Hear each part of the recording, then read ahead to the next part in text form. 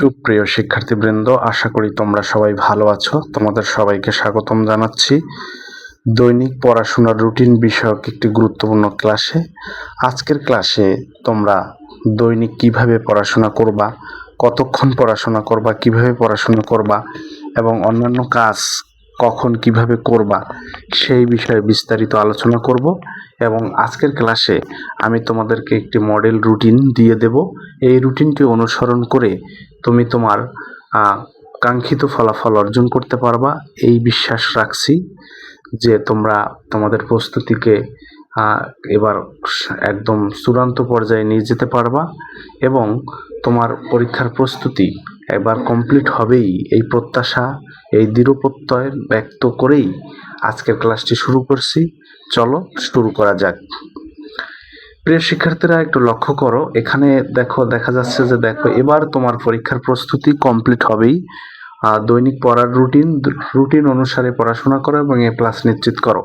তো এভাবে তোমরা এই রুটিনটি অনুসরণ করেই কিন্তু তোমার পরীক্ষার প্রস্তুতি তুমি সম্পন্ন করবা এবং দৈনিক পড়াশোনার মাধ্যমেই তুমি কিন্তু তোমার সেই পরীক্ষার প্রস্তুতি একদম 100% নিতে পারবা। তো চলো একটু দেখি। পরবর্তীতে দেখো, একটু জুম করে দেখানোর চেষ্টা করতেছি। দেখো তোমাদেরকে এখানে দেওয়া আছে দৈনিক পড়াশোনার রুটিন। এখানে প্রথমে কলামে দেওয়া আছে সময়, তারপরে মাঝের কলামে দেওয়া আছে রুটিন এবং শেষের কলামে দেওয়া আছে বিবরণ। দেখো, ভোর 5টা বা 5:30টার মধ্যে ঘুম থেকে উঠে যাবা এবং 5:30 থেকে 7:30 পর্যন্ত পড়াশোনা করবা। এখানে মোট পড়াশোনা হচ্ছে 2 ঘন্টা। এই 2 ঘন্টা ভোরে উঠে ফজরের সময় উঠে যে 2 ঘন্টা পড়বা, এই 2 ঘন্টা কিন্তু সারাদিনের পড়াশোনার থেকে অনেক বেশি কার্যকরী হবে এবং এই 2 ঘন্টা পড়াশোনা কিন্তু দিনের অন্যান্য সময়ের থেকে যদি তুমি ফজরের সময় উঠে পড়াশোনাটা করতে পারো, তাহলে তোমার প্রস্তুতি, যে কঠিন বিষয়টা তুমি পড়বা, তোমার প্রস্তুতিটা অনেকাংশে সফল হবে। অর্থাৎ তোমার কঠিন বিষয় পড়লে পরেও কিন্তু সেটা তোমার অনায়াসে মুখস্থ হয়ে যাবে এবং তুমি সেটা মনে রাখতে পারবা। তারপরে দেখো, 7:30 থেকে 8টা পর্যন্ত নাস্তা প্লাস বিরতি, এই 30 মিনিট টাইম তোমার এখানে দিতে হবে। অর্থাৎ তোমার তো নাস্তা খেতে হবে এবং একটু কি বিরতির দরকার আছে। এরপরে দেখো 8টা থেকে 9টা 30 মিনিট, 8টা থেকে 9টা 30 মিনিট এখানে তুমি পড়াশোনা করবা। দেখো, 8টা থেকে 9টা 30 মিনিট, এইখানে এই যে 9টা 30 মিনিট পর্যন্ত পড়াশোনা, এই 1.5 ঘন্টা পর্যন্ত তুমি পড়বা এবং 9টা 30 থেকে 10টা তোমার ক্লাসের প্রস্তুতি এবং ক্লাসের উদ্দেশ্যে রওনা হওয়া। দেখো, এখানে ক্লাসের প্রস্তুতি অবলিক যাত্রা লেখা আছে, অর্থাৎ স্কুলের উদ্দেশ্যে তোমার রওনা দিতে হবে। 9:30 থেকে 10টার মধ্যে ক্লাসের প্রস্তুতি এবং অবলিক যাত্রা লেখা আছে। এই 30 মিনিট তোমার স্কুলে আসার আগের প্রস্তুতি। এরপরে 10টা থেকে 4টা পর্যন্ত, বা অনেক স্কুলে 4টা 15 মিনিট পর্যন্ত থাকতে পারে, তবে বেশিরভাগ স্কুলই বাংলাদেশের 10টা টু 4টা পর্যন্তই ক্লাস হয়ে থাকে। এই 10টা থেকে সকাল 10টা থেকে বিকাল 4টা পর্যন্ত তুমি ক্লাস করবা। এই 6 ঘন্টা ক্লাস করবা।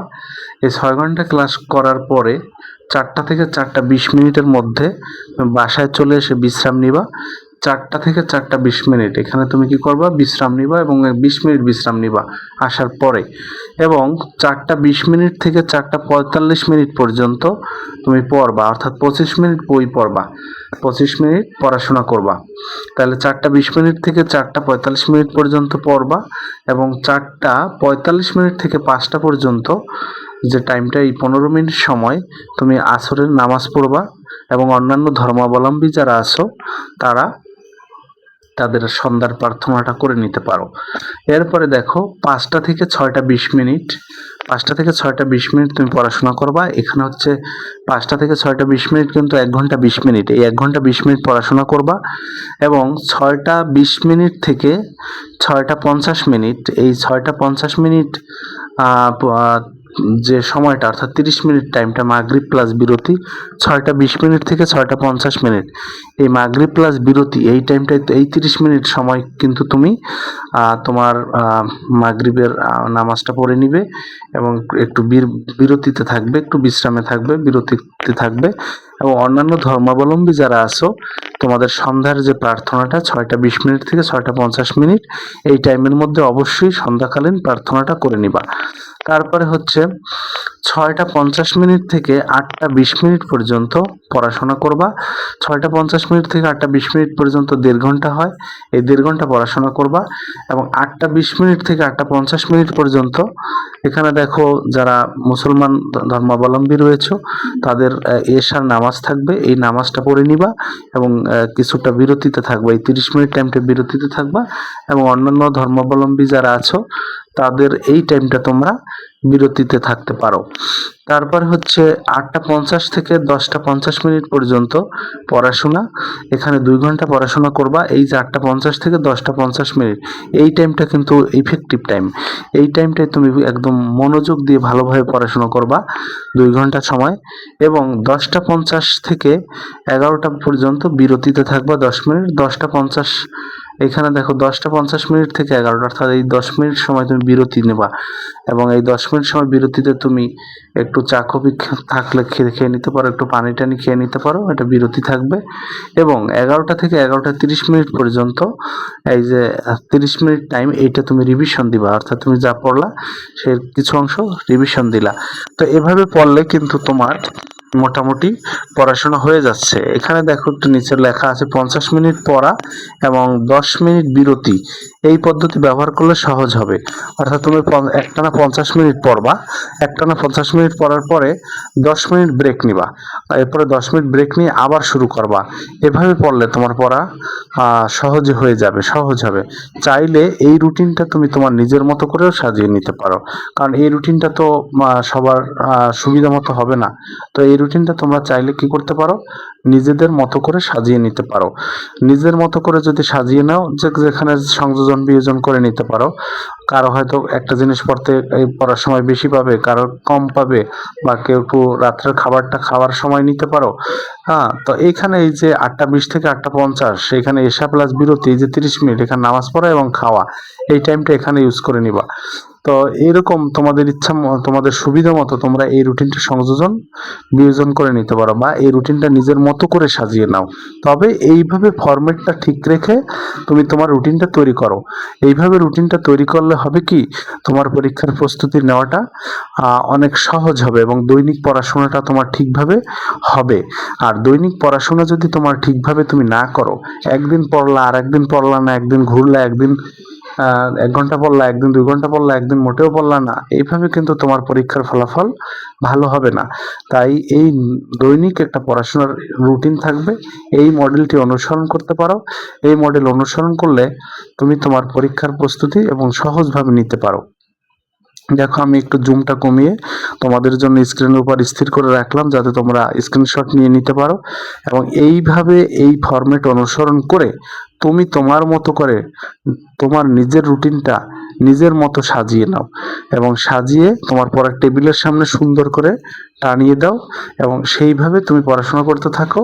হতাশ হবে না, কোনোভাবে ডিপ্রেশনের মধ্যে থাকবে না, এবং আজে বাজে পড়াশোনার সময় চিন্তা করবে না।